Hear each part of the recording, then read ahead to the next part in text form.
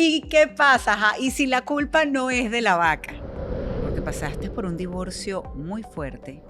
En el caso de él, una manera de presionarme fue secuestrarla, o sea, secuestrar a mi hija, que en ese momento tenía 5 años. Tengo entendido que sacó una partida de función mía.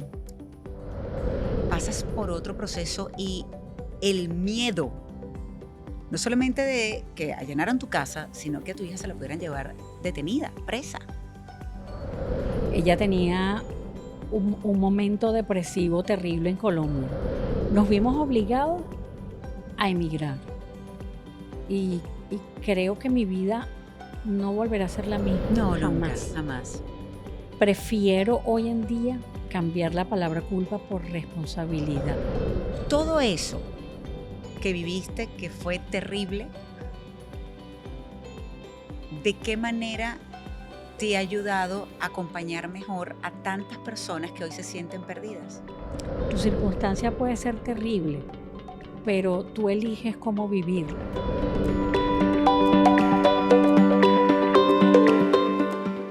Hola, bienvenidos a un nuevo episodio de Autores. Soy María Alejandra Requena. Qué gusto, Dios mío, que nos acompañen. Además, porque hoy tengo una autora que nos hace una pregunta muy puntual en su libro y ya le vamos a preguntar a ella por qué el título de este libro y sobre todo quizás ustedes al hacerse esa pregunta pueden tener la respuesta.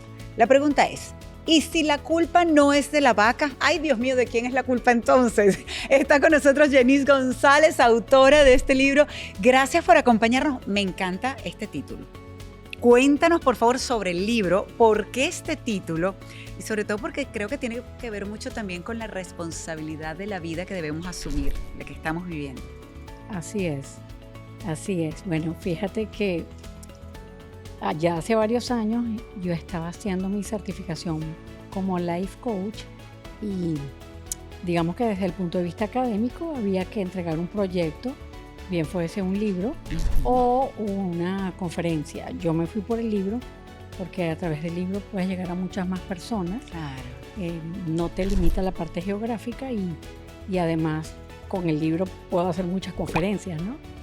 Y el título lo saqué de otro libro muy famoso que se llama La culpa es de la vaca. Fíjate que este libro, La culpa es de la vaca, es un libro que es de anécdotas. Hacen una recopilación de historias y justo la primera historia se llama La culpa es de la vaca. En esta historia es una compañía, una fábrica de artículos de cuero y bajan las ventas. Entonces empiezan a buscar ¿qué razón? ¿Qué pasó aquí? ¿Qué fue lo que pasó? ¿Por qué bajaron las ventas? Y desde el presidente de la compañía hasta el que limpia terminó siendo culpable de la vaca porque de ahí sacan el cuero, ¿no? Exacto. Entonces me pareció linda esa metáfora, muy apropiada para ilustrar cómo nos pasamos la culpa y finalmente no asumimos responsabilidades. Exactamente, y ahí es donde nos tenemos que plantear entonces qué está pasando en nuestra vida y a pesar de los tropiezos o los golpes, a veces inesperados, ¿qué podemos hacer nosotros? Y ojo, tú hablas desde la experiencia también, porque pasaste por un divorcio muy fuerte, muy traumático para muchos. Hay personas que se han separado y seguramente saben perfectamente de lo que estoy hablando. Para algunos es más llevadero, pero normalmente es muy difícil. En tu caso fue aún mayor, porque tuvo que ver también inclusive con el secuestro de tu hija. Cuéntanos un poco de eso. Bueno, cuando me separé de mi esposo, tomé la decisión pues de que ya eso no podía continuar por muchas razones y normal en algunos hombres que toman decisiones bastante drásticas. En el caso de él, una manera de presionarme fue secuestrarla, o sea, secuestrar a mi hija, que en ese momento tenía 5 años.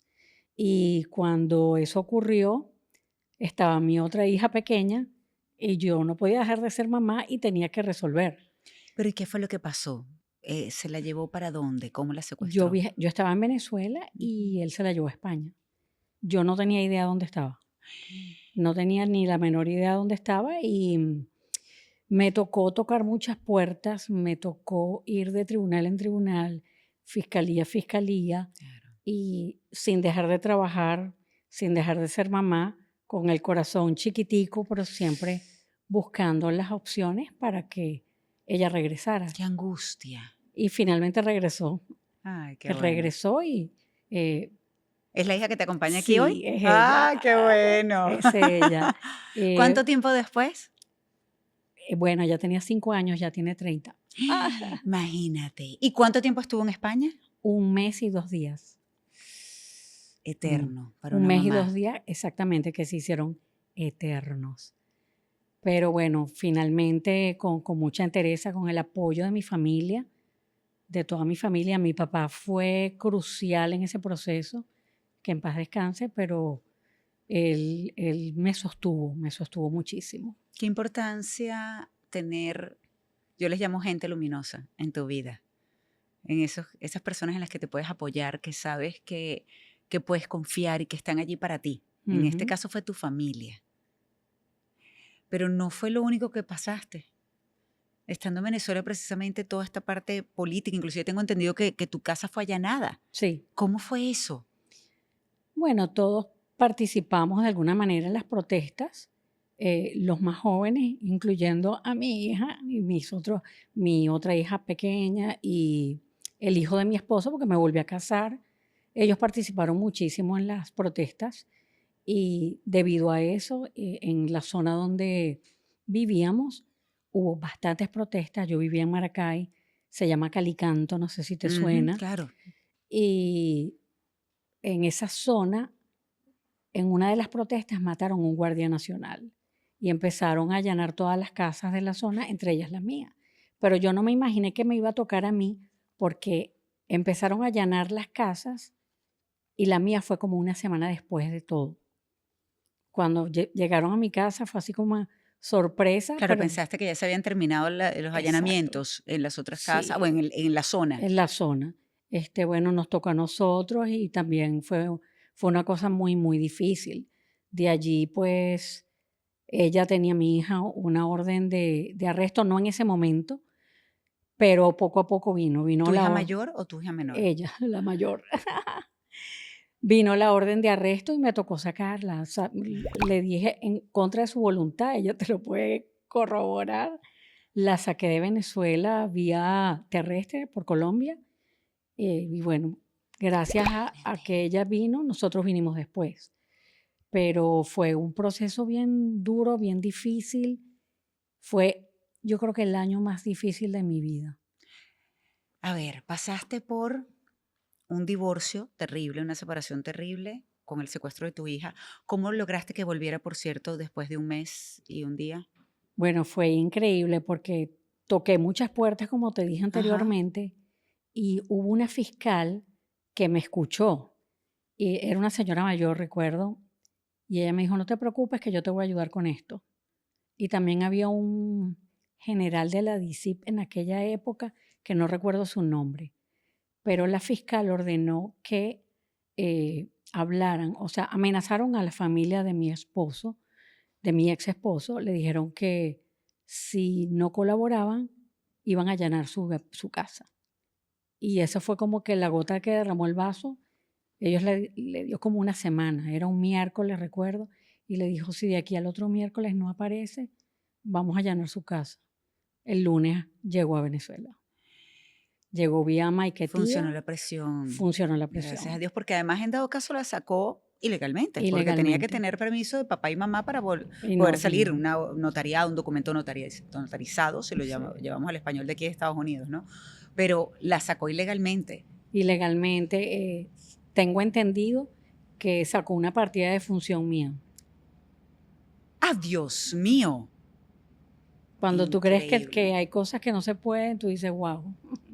Parece historia de película y Sí, resulta que es sí. cuando la realidad supera la ficción.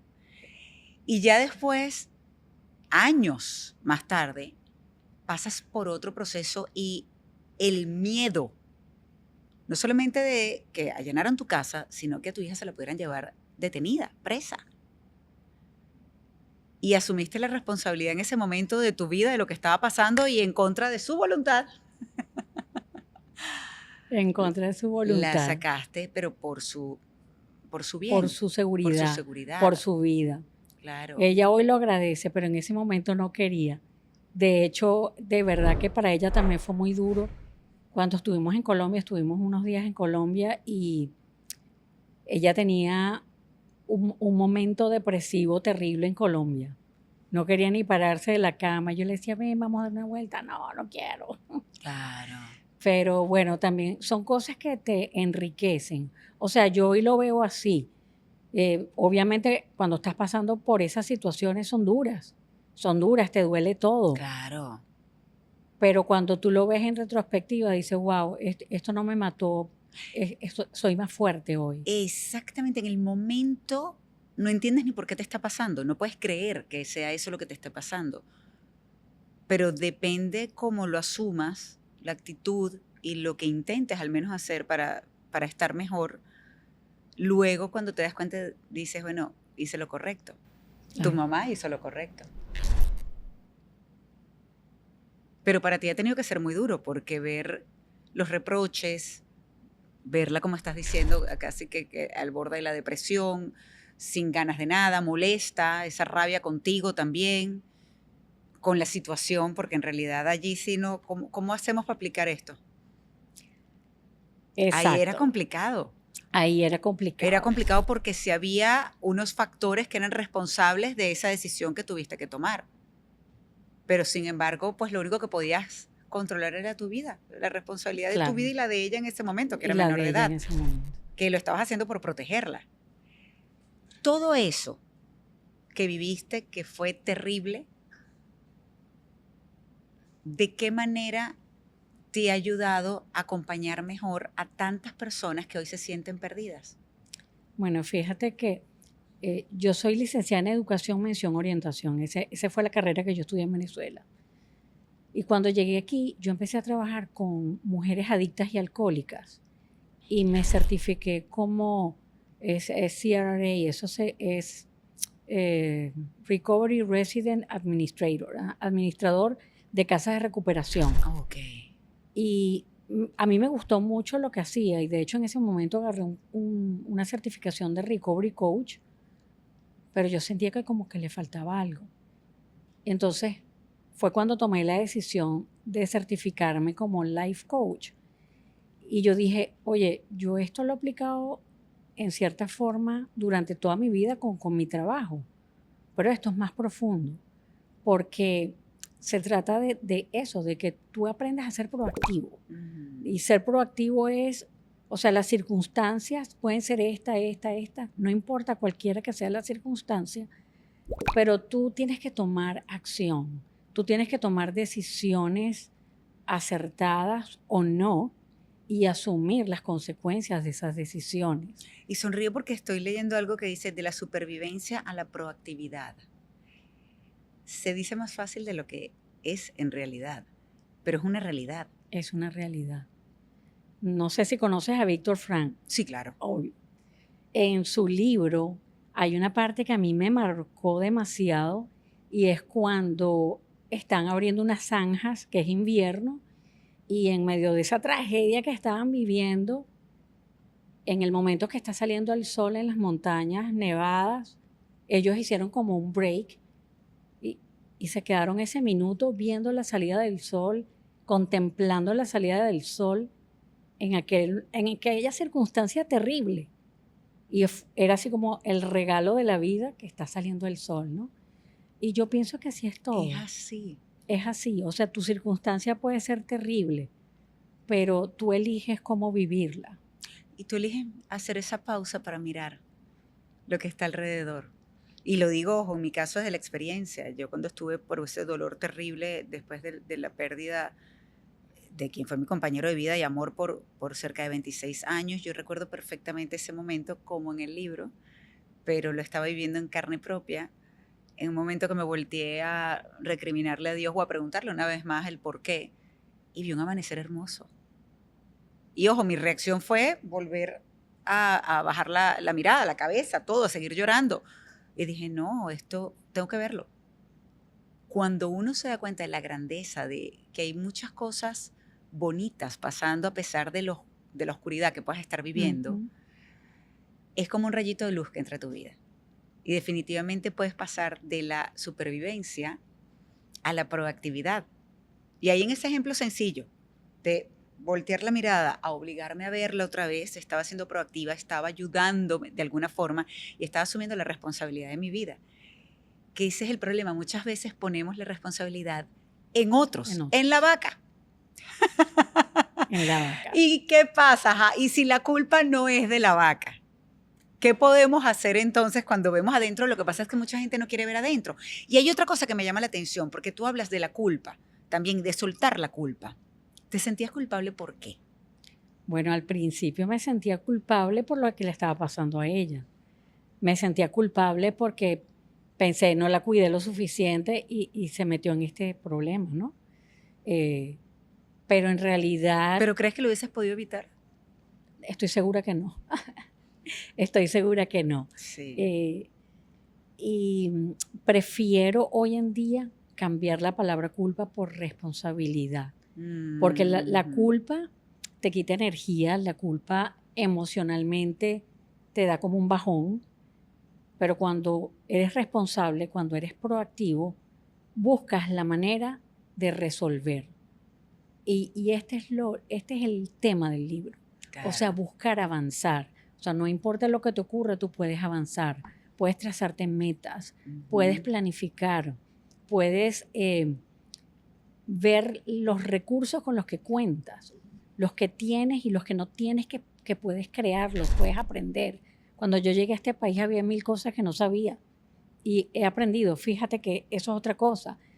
Nos vimos obligados a emigrar y creo que mi vida no volverá a ser la misma. No, jamás. Nunca, jamás. Porque yo me he enriquecido de tantas cosas y mis hijos también. Ella hoy en día es bailarina y es una bailarina increíble. Oh, imagínate, qué bien. Sí, mi otra hija vive en California y trabaja en el área de diseño, que le encanta. O sea, cada uno ha encontrado su nicho, ha encontrado lo que quiere, lo que le gusta hacer. Siendo proactiva, yo creo que esa palabra es importantísima porque yo, por ejemplo, recuerdo cuando recién llegué acá, y no cuando recién llegué, todavía por cerca de 2 años. Dios mío, para mí era terrible. Yo no me quería convertir en inmigrante, yo no me quería ir de mi país tampoco. Yo prácticamente me vi obligada por la misma situación que estaba viviendo el país y porque trataba de darle una vida normal, ni siquiera mejor, normal a mis hijos, lo más cercana posible como yo había tenido una infancia normal. Pero fue muy duro. Hasta que dejé de resistir el cambio y comencé a abrazar mi nueva realidad, mi presente. Y siendo proactivo, definitivamente puedes aprender mucho más y te das cuenta que ese mundo en el que vivías realmente puede crecer. Esos traumas, bien sea traumas que se vivieron, esos momentos difíciles, pues en realidad pueden ser una gran lección, pueden ser un gran maestro.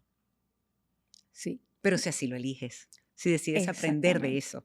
Es la elección de cada quien.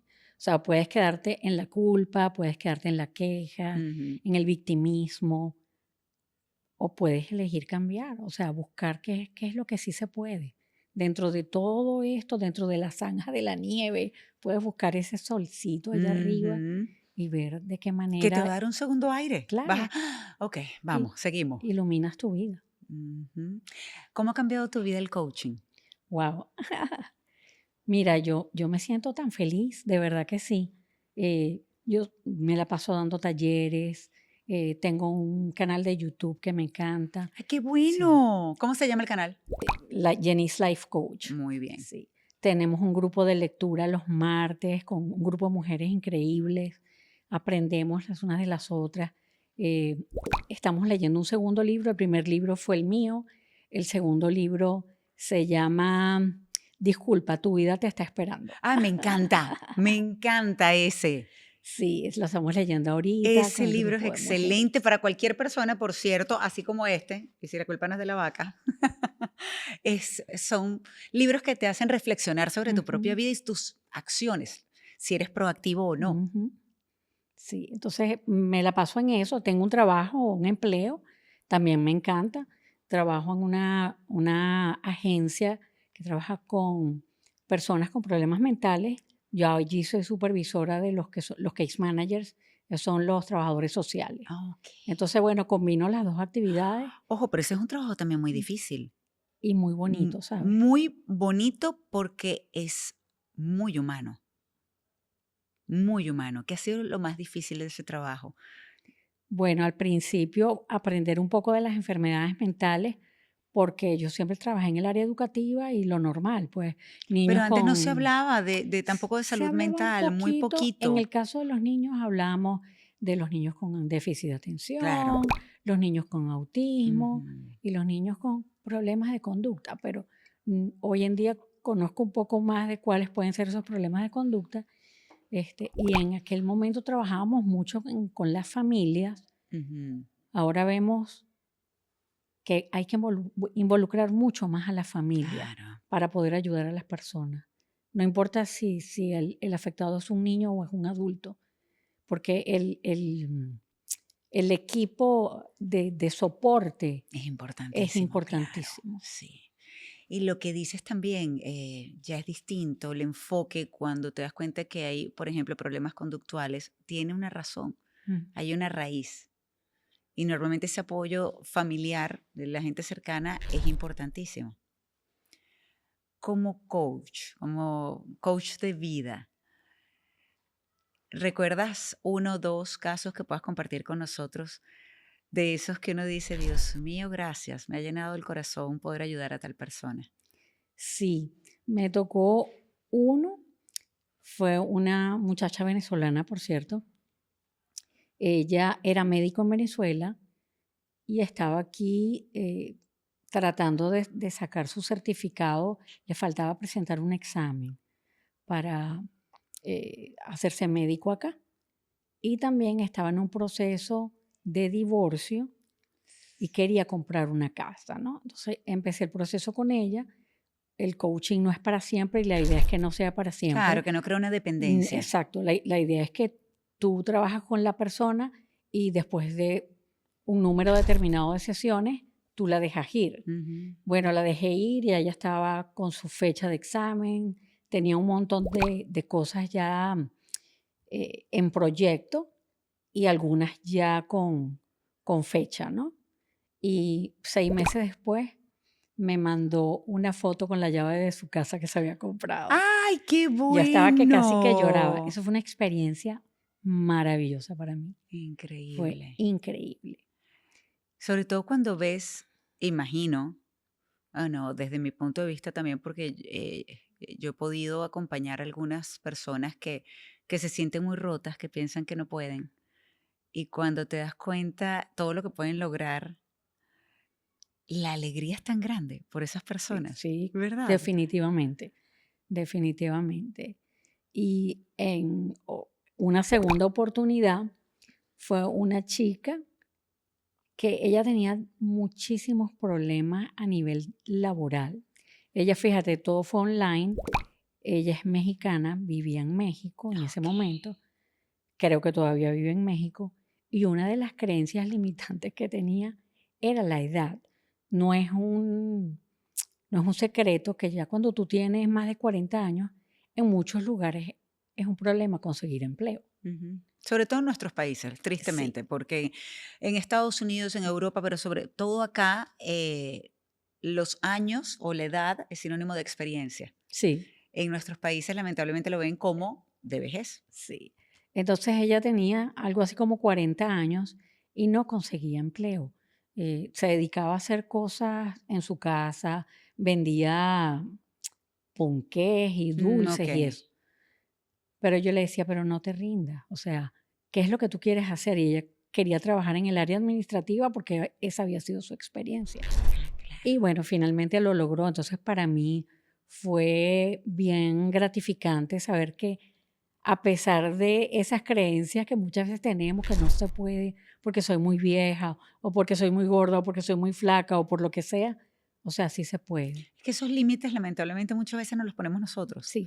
Es verdad que la sociedad juega un papel importante y como estábamos hablando, en nuestros países tristemente pueden ver la edad de esa manera.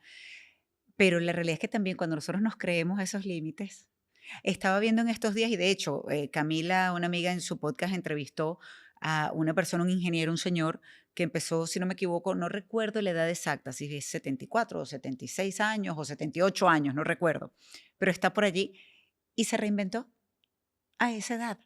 Y yo recuerdo a mi hermano, que no quería emigrar tampoco, el del medio, no quería emigrar y se resistió y trató por todos los medios que no, hasta que, pues bueno, la misma situación lo obligó a emigrar. Me decía, pero ¿qué voy a hacer yo? Imagínate comenzar otra vez. Y creo que tenía 36 años en ese momento. Y yo, por Dios, ¿qué estás hablando? Y lo hizo. Claro. Los límites muchas veces nos los ponemos nosotros. ¿Cómo haces como life coach? Que por cierto, esto justamente es como ser proactivos desde el coaching. De esto se trata este libro también. Pero ¿cómo haces para romper esas barreras, esos límites que nos creemos? Bueno, sabes que para romper creencias, a mí me encanta usar las preguntas desafiantes. Muy bien. Esa es una de las maneras que más me gusta. Y la otra es ¿Cómo una, cuáles? Vamos a poner un ejemplo. Ajá.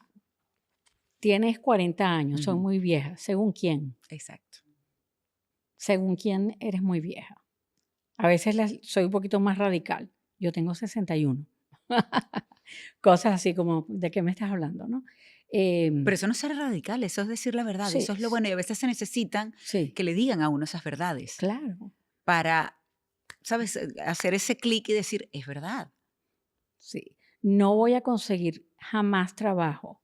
Jamás, jamás, jamás. ¿No crees que ni que siquiera en una sola oportunidad puedas? O cuando me dicen cualquier tipo de generalización, todas las personas son así, todos sin excepción, no hay una persona que no sea así. O sea, yo trato de Claro, como romper que todos los hombres son malos. ¿A todos, en todo, serio? inclusive tu papá, Ajá. inclusive tu esposo, inclusive tus hijos varones. Exactamente. Entonces, Es confrontarlo un poco exacto, con su realidad. confrontar, esa es la palabra. Hay que confrontarlos y entonces cuando la persona encuentra una respuesta distinta a lo que está pensando, y ahí está tumbando alguna creencia, porque realmente no es todo así. ¿Sabes qué es lo que pasa, Jenny? Que no digo todos, pero para la mayoría es muy difícil ver hacia adentro. Sí, por eso cuando empiezas un proceso de coaching, lo primero es saber dónde estás parada, dónde estás, con qué cuentas, quién soy. Una gran pregunta, ¿Quién ¿no? soy? ¿Quién soy? Y Y en los procesos, cuando alguien se quiere reinventar, cambiar de área, esa es una gran pregunta, porque hay muchos, y me ha pasado con amigas que lo han hablado, y dicen, bueno, yo era esto, yo era, ahora sin eso, ¿quién soy? Pasa, por ejemplo, en los procesos, no solamente cuando vas a cambiar de trabajo o de área, una relación, cuando se termina una relación. ¿Quién soy si no soy la esposa de o lo que hacía? claro, entonces qué importante es saber quién eres en realidad, porque uno es mucho más que un rol, uno es mucho más que inclusive tu nombre. O sea, que quién eres en esencia, quién es esa persona que habita en ti, qué es lo que sientes, qué es lo que te gusta, qué es lo que vives. Eso es importante descubrirlo. Es increíble que uno pensaría que todo el mundo lo sabe. Y resulta que no, yo estoy segura que tú, con todo el tiempo que tienes trabajando con personas, muchos no tienen ni idea, nunca se han hecho esas preguntas. Sí, sí. Nunca se han hecho la pregunta esta, por ejemplo. ¿Y si la culpa no es de la vaca? Es que cuando les preguntas quién eres, algunos hacen como, ay, qué difícil responder. Esa es una reacción. Dios mío, es verdad. Sí. Y otra reacción es, yo soy una madre, soy una hija, soy abogado, soy... Y eso no eres tú, cuando tú naciste nada de eso Nada de eras. eso eres, exactamente. Eres mucho más que Eres eso. mucho más. No, y a mí me pasa con invitados, me ha sucedido con invitados que cuando les pregunto, por ejemplo, en mi otro podcast, en Elijo Ser Feliz, ¿qué les hace feliz? Me ha tocado personas que se quedan así y dicen, ya va, nunca había pensado eso, nunca me lo habían preguntado ya, y no lo saben. Tienen que empezar a buscar realmente ver qué les hace feliz y es increíble porque es algo que parece tan lógico saber en dado caso y debería ser tan rápido y resulta que no, así como por ejemplo, ¿quién eres? Debería ser una pregunta fácil y resulta que no lo es. No lo es. Así de complejos somos como seres humanos. Vemos mucho afuera y no vemos dentro. ¿Cómo pasar de sobrevivir a vivir, a esa proactividad?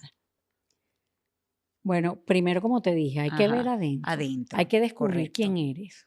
Hay que descubrir cómo está tu vida hoy. ¿Qué estás haciendo en diferentes áreas de tu vida? ¿Cómo estás tú? ¿Cómo está tu familia? ¿O cómo estás tú con tu familia? ¿Cómo estás tú con respecto a tu trabajo? Con respecto al dinero, la relación con el dinero, en relación a la espiritualidad. Al trauma vivido. Porque, y tú vienes también de 2 episodios fuertes en tu vida de traumáticos. Hay una terapeuta, Edith Shiro, yo siempre la cito porque su libro se llama El regalo inesperado del trauma. Hay otros que hablan también de la belleza del trauma. Cuando estás pasando por el trauma, yo lo dije en algún momento, a mí me hubiesen regalado un libro de eso y se lo tiro por la cabeza. Estás loca, ¿cómo voy a ver yo aquí belleza alguna? ¿Cómo voy a verlo como un regalo? Pero sí puede serlo. Claro. Si así eliges verlo, si decides aprender de lo que pasó.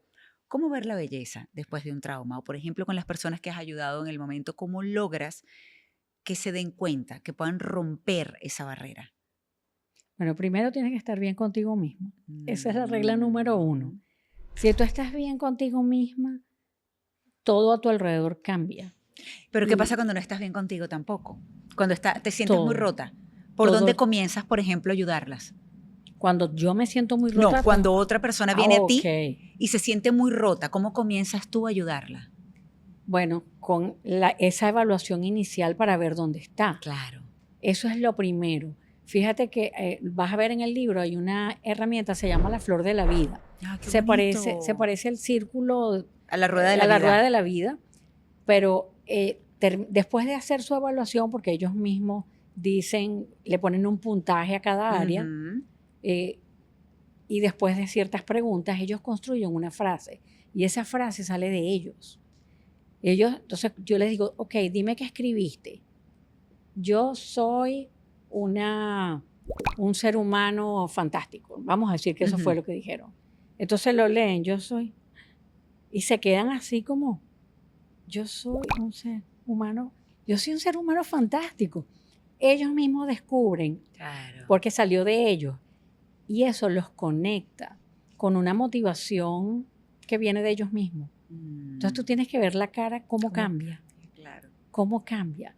Entonces, esa es la primera sesión. Ya después viene lo demás. Vas trabajando en función de lo que haya pasado en esa primera sesión. Claro. ¿Cuáles son tus metas? ¿Qué es lo primero? ¿Cuál es tu prioridad en este momento? ¿Qué es lo más importante? A lo mejor tú quieres lograr algo muy grande, pero ¿qué tal si empezamos por algo más pequeño que te lleve allá? Paso a paso. Hablas aquí también del mapa del tesoro o mapa de los sueños. Sí. Cuéntanos un poquito de eso. Bueno, aquí lo llaman Vision Board. Sí. A mí me encanta. Manifesting, todo esto, manifestar, por ejemplo. Sí. A mí me encanta porque te conecta con la parte visual, aparte que tienes que ser creativo. Tú tienes que buscar qué es lo que tú quieres. Exactamente. Esta foto me gusta, esta no me gusta. Yo generalmente las busco en internet. Cuando yo hago el mío, yo lo busco en internet. Yo también. Ya, yo eso de las revistas, no. Las revistas tienen cosas como yo busco puntual cuadraditas. qué es lo que quiero. Lo quiero Exacto. así, asado. Y pongo fotos de repente quizás también, cuando es la parte de la familia, por supuesto, Claro. de nosotros y todo eso, más que algo que pasa en una revista. Sí, yo también. Entonces yo busco mis fotos. Eso busco es ser proactivo. Sí, busco la foto de mis conferencias, la foto del libro, la foto con mi familia, todo eso lo coloco yo en mi Vision Board. Entonces, ahí también te conectas. Y el otro truco que yo hago es colocarle stickers con frases, ¿no? Ah, claro, Voy como por estos buen post-it camino. que se ponen. Voy por buen camino, falta poco. Mi hijo lo hace. Sí, entonces te conectas Claro. emocionalmente con eso. Puedes visualizarlo. Cada vez que lo ves, te emocionas, ¿no? Claro, de hecho, el mapa del tesoro o ese mapa de los sueños hay que colocarlo en un lugar donde uno lo pueda ver. Donde lo puedas ver, no es para archivarlo. ¿Y haces solamente de fotos o, por ejemplo, también escribir lo que quieres? Lo que pasa es que el mapa es lo primero. Ok. Ya después, el mapa es ilimitado. Tú ahí puedes poner los sueños que tú quieras. Quiero ir a la luna, lo que tú quieras.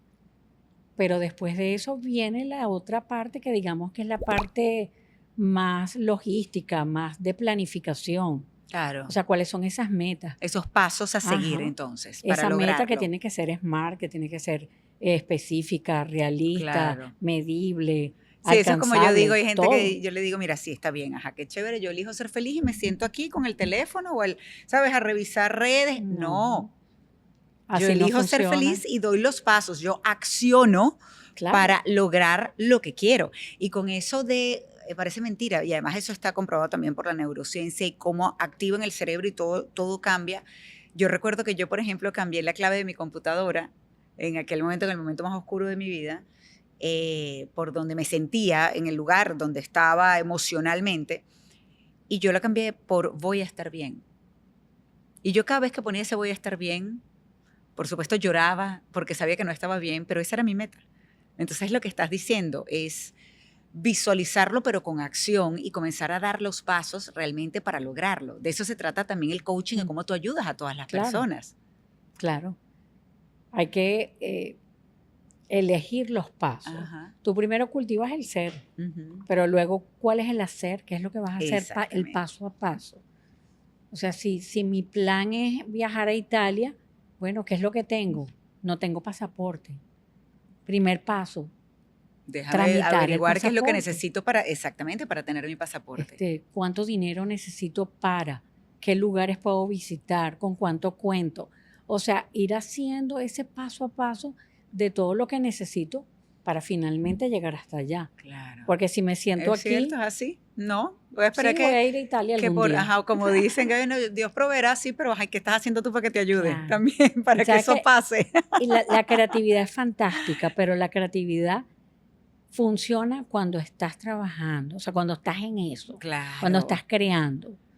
O sea, ella que es bailarina, ella es muy creativa, pero tiene que bailar. Sentada así en el sofá, no va a lograr lo que quiere realmente, lo que sueña. Entonces hay que activarse en pro y en la dirección de lo que uno quiere. Aquí me encanta porque, y si la culpa no es de la vaca, el libro, tienes las herramientas, pero más allá de las herramientas que están fabulosas, tienes las actividades, es decir, las personas lo pueden hacer aquí, sí. Las distintas actividades aquí, por ejemplo, yo hoy, y entonces tienes como varios recuadros para que la persona lo pueda hacer, tienes un cuadro y se llama matriz. No tengo los ojos puestos, así que me disculpan y ya le da cejuela juventud. Entonces FODA. Creo que dice matriz FODA. Ok, perfecto, matriz FODA. ¿En qué consiste la matriz FODA?